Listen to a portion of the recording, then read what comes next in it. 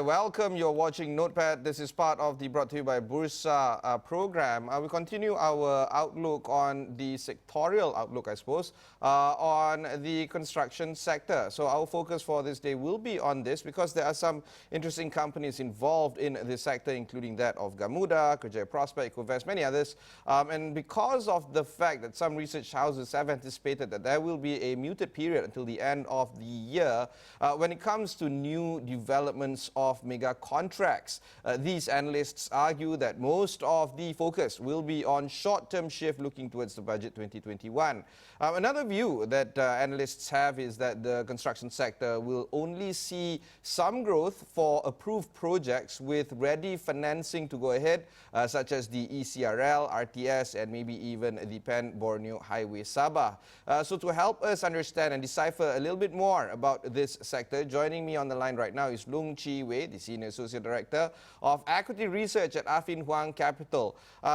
Chee Wei, thanks again for taking the time to speak with us. Let's understand a little bit better about the sector. What would be some of your broad ideas or broad view when it comes to construction? Thank you, Ibrahim Sani. Okay, in terms of the sector, I'm cautious on the prospects. I have a neutral call on the sector.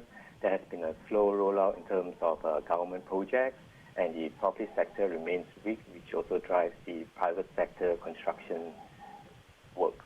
In terms of there are risks due to the political uncertainties as well as expectations of the budget. Also, in this kind of environment, then I would actually prefer the contractors that can secure overseas and private sector jobs to supplement the government projects that it has.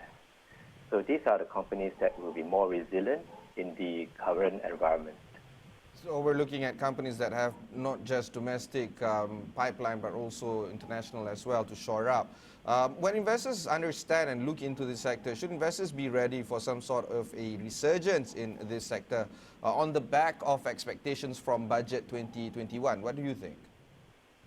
So in terms of the budget 2021, that's always the event that most contractors will look out for in terms of expectations of new projects to be awarded. So I expect more positive news flow for the construction sector in the budget 2021 because the government is expected to prime the economy with infrastructure spending next year. Because this sector would have a high multiplier effect in terms of driving economic growth in 2021 if there is an increase in infrastructure spending. I expect the government allocation for development expenditure to increase to 60 billion ringgit in 2021 versus 56 billion ringgit in 2020. I expect there to be more spending on upgrading hospitals, public utilities, as well as rural roads, and this would be an important sector to look at. Some allocation for the rapid transit system as well as the Iskandar BRT are some of the things I'm looking out for. Also, there are mega infrastructure projects to be included in the budget potentially. And going on to next year, this would be also the announcement of the 12th Malaysia plan, and the budget 2021 will be the first year that this plan will take off.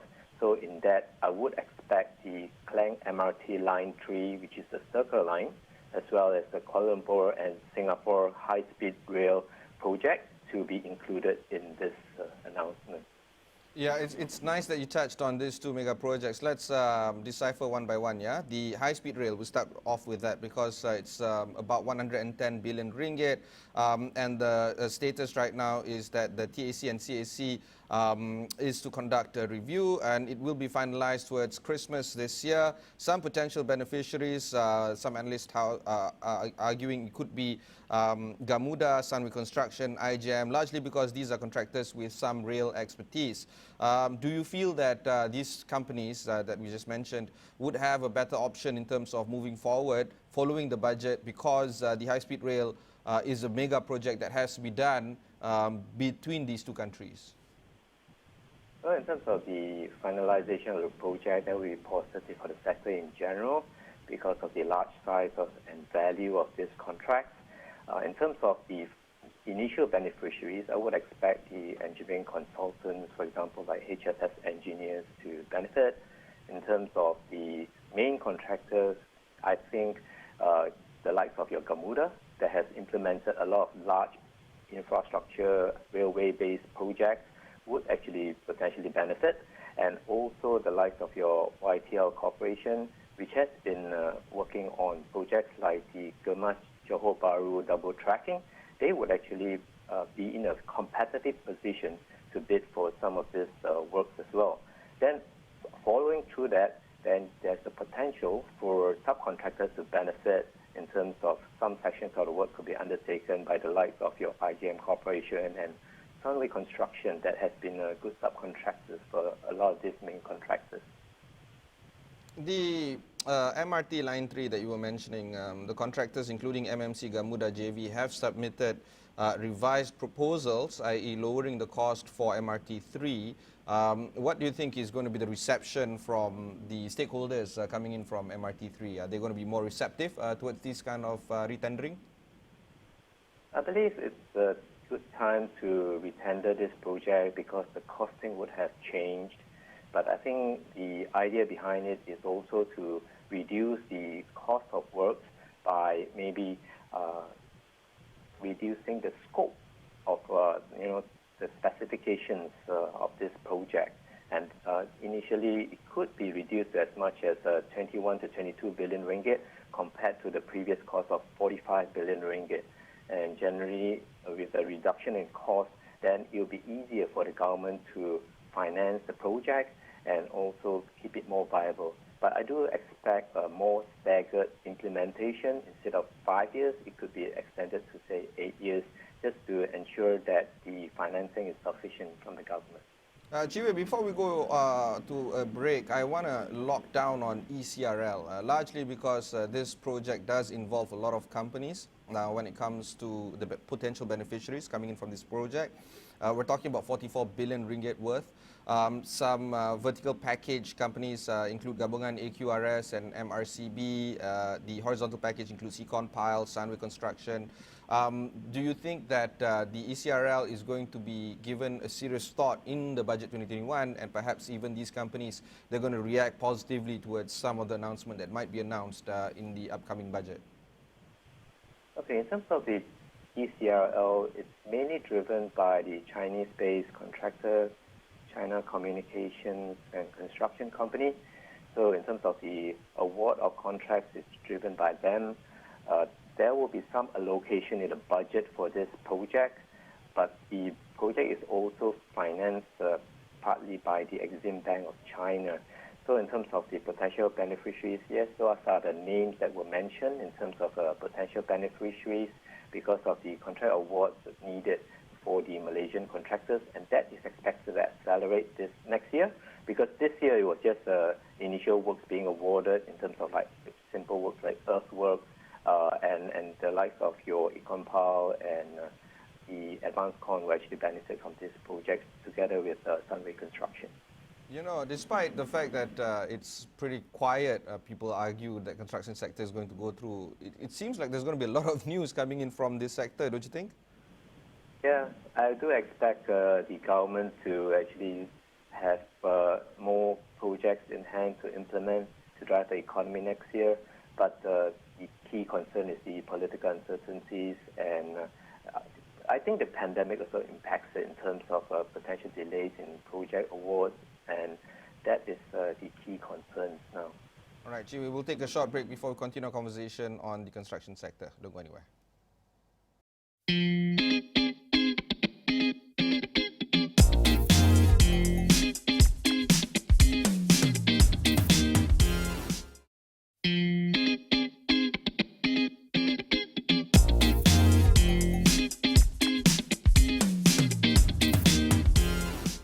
Thanks Thanks for staying on with us. I have with me Loong Chee Wei, Senior Associate Director of Equity Research at Affin Hwang Capital, here talking about the construction sector. And of course, a lot of things can be discussed when it comes to this sector. For instance, the political uncertainty or the political certainty moving forward, budget 2021 as well. But the more pertinent matter, of course, is COVID-19. So Chee Wei joins us. Before we went to the break just now, you were mentioning that COVID-19 is going to weigh heavily on this sector. Should investors expect some sort of slowdown? Not just because of the financing aspect of it, because earlier on when we opened the show, we talked about how only projects with financing can go ahead. But, you know, other stuff like tightening of workers' movements, importing workers, those kind of stuff. What do you think on this matter? Okay, generally the work progress has resumed to 80 to 90% of efficiency at most construction sites. The key delay was mainly during the movement control order period, where in the first half you have seen a slow progress then, but since the construction sites have reopened, works have generally continued despite the CMCO being implemented now. As I understand it, works are progressing as normal because most of the major contractors have tested their foreign workers and they are able to resume work. There could be some slowdown, mainly because if the MCO is implemented again, that would be the key risk, but I don't expect that. In terms of the construction work sites, they have resumed work. There has been slow progress on some projects, but I think the contractors are catching up. In terms of there are some risks in terms of infections in worker dormitories that will affect individual projects, but so far we have none, and that's very positive. And in terms of the shortage of construction works, that could happen in the long run, but as I understand it now, there is enough workers for construction activities to progress as normal because there has been some slowdown in terms of the private sector works. So some of these workers can be redeployed for ongoing works that some of these contractors need. Yeah, that seems interesting because it seems like we are looking at sufficient workers to carry out the projects, but whether or not the projects will be granted is another thing, which brings back to that financing aspect. Do you think that financial institutions in the country, perhaps even outside of the country, would be a little bit more, I guess, supportive of the construction sector, and they would probably want to lend more towards the counters that we mentioned just now, or even these kind of companies would even seek more funding from the capital markets? What would be some of the ideas when it comes to sourcing for funds for these kind of construction sites, construction projects? So generally the government financing is the key financing for a lot of these infrastructure projects.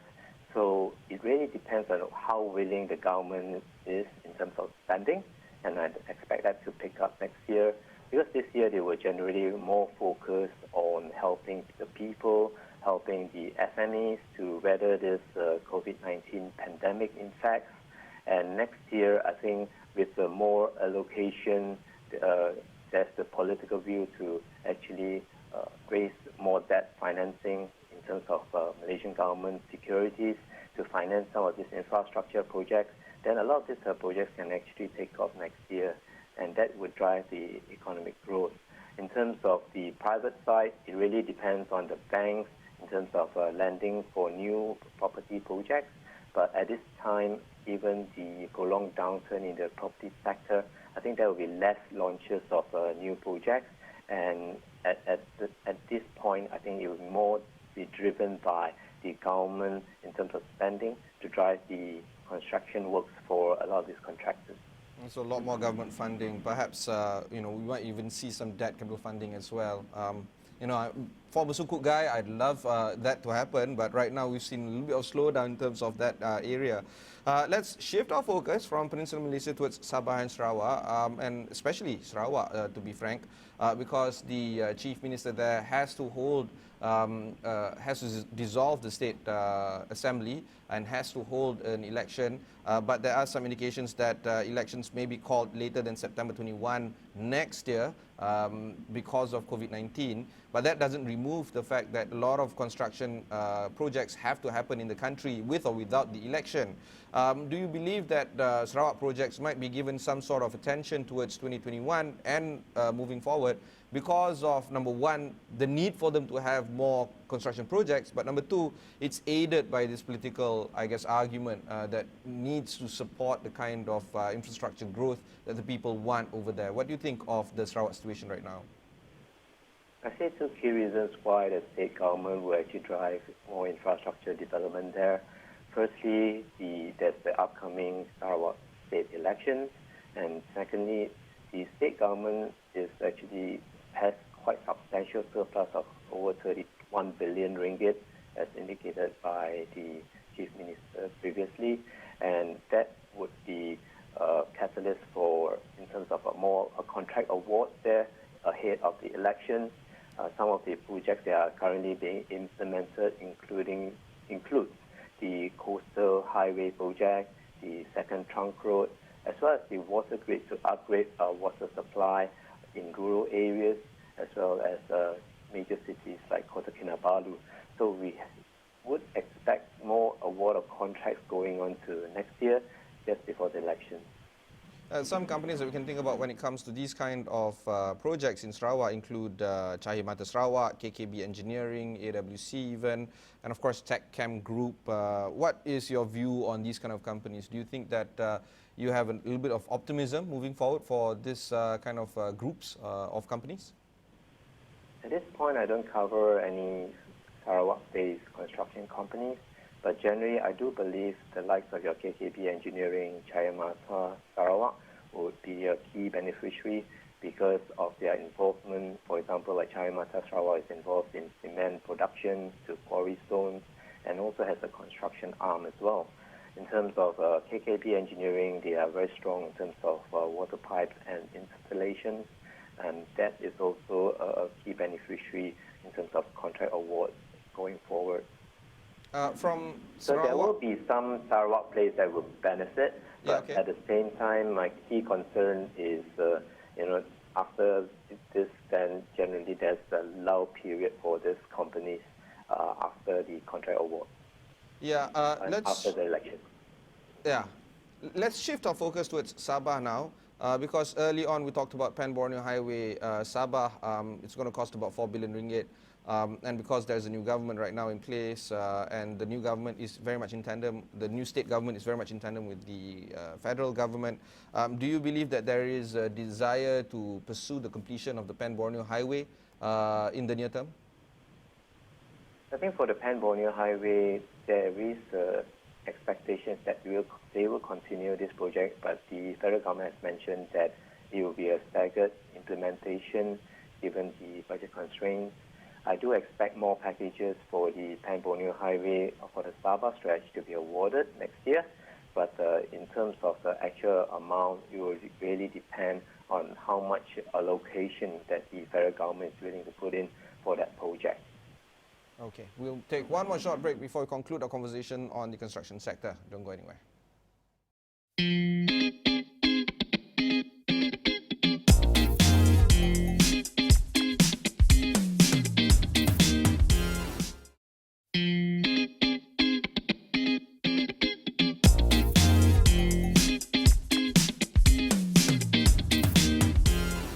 Thanks for staying on with us. I have Loong Chee Wei of Affin. Let's continue on this whole idea of understanding the construction sector per se, because a lot of investors don't normally put construction sector on their investment radar. They normally think about ETFs. They normally think about other, tech sector, for instance, or telco. What would be some of the stability that can come from the construction sector that might be amiss by investors right now? Okay, in terms of the overall construction sector, yes, it's old economy, but at the end of the day, there are a lot of beneficiaries from this sector, although the contribution to GDP is small. But if you see the chain of beneficiaries also runs into the manufacturing sector as well. When a contract award is done to a contractor, he has to actually get supplies of building materials from cement to tiles for, say, a building, and that would generally benefit the manufacturers of building materials. And on top of that, you have other subcontractors that benefit in terms of supply of labor, in terms of supply of materials and equipment.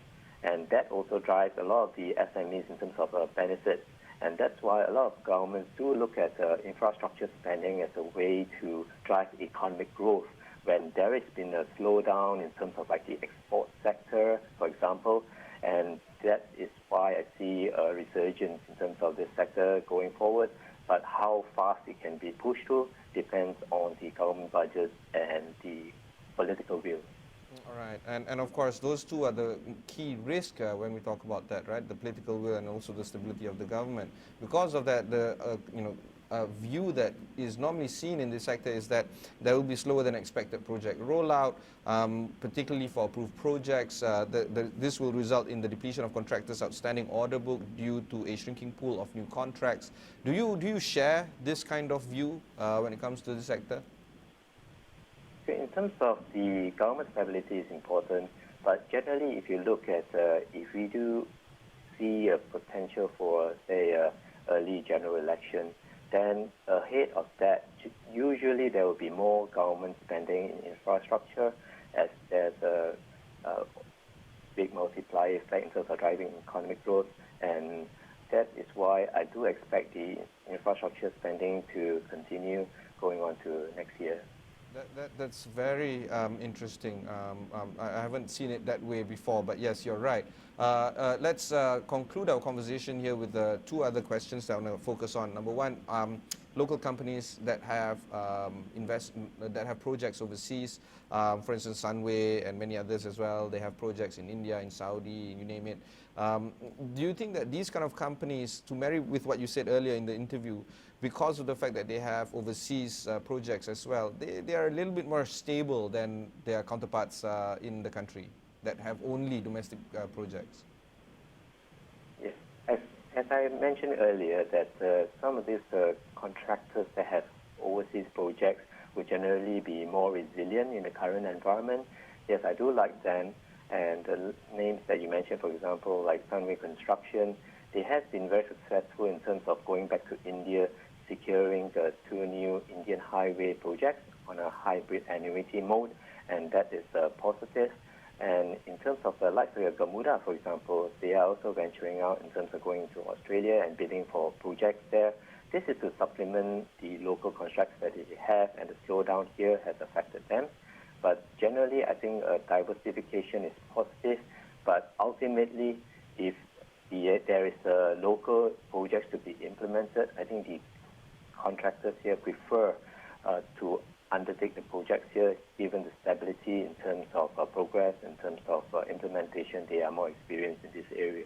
Yeah, because I think finding partners to pull off those kind of projects is a bit tricky. For instance, the Gamuda project in Australia, you're talking about the M6 as well as the Sydney Metro. I think the challenge for them is trying to find local partners there to make it work. But because of this, a lot of analysts are expecting that the projects will be awarded nonetheless to Gamuda next year. Do you think that this kind of relationship that they have or need to build local partners, in a country that they want to go to, is actually crucial for companies that want to think about venturing overseas? Generally, it would be better if you can find a local partner. And Gamuda actually has been quite successful in terms of finding a local partner for the M6 project and another project they are bidding for as well. So I think in terms of having a local partner or a big multinational that has experience working in Australia is positive to ensure that the projects are implemented according to schedule and according to budget. Thank you very much, Chee Wei. Any final thoughts before we end this interview? Generally, I would like to say that I'm cautiously optimistic on the sector in terms of expecting the government to increase infrastructure spending next year. But what's holding me back is the political uncertainties, and that's why I have a neutral weighting on the sector. My top buy is Gamuda, Sunway Construction. I also like the small player in industrial property development as well as construction, which is AME Elite Consortium. They have been very successful in terms of getting MNCs to set up their plants in their iPark development. I also like Taliworks, which is a water concessionaire player that could actually benefit if the government decides to spend more in terms of upgrading water infrastructure in Malaysia, and also the concessions in their highway and water supply projects actually generate recurrent cash flows for them to maintain a high dividend yield of close to 8%, which is very attractive as well. Fantastic. That was Loong Chee Wei, the Senior Associate Director of Equity Research at Affin Hwang Capital. If you've missed any part of this interview, just head on to Astro AWANI, look for Notepad over there. You can also find these kind of interviews on Bursa Malaysia. Just look for Bursa Malaysia Marketplace as well as all the other resources related to that. Remember, future performance is not reflected upon past performance, or past performance does not predict future performance. Get your hands on all the resources that you can get and understand the business better before you invest. Stock market isn't a punting place, it's actually an investment place. So make sure that you understand all the risks as well as the opportunities involved before making that kind of investment. Until then, invest wisely. Thanks very much for watching and goodbye.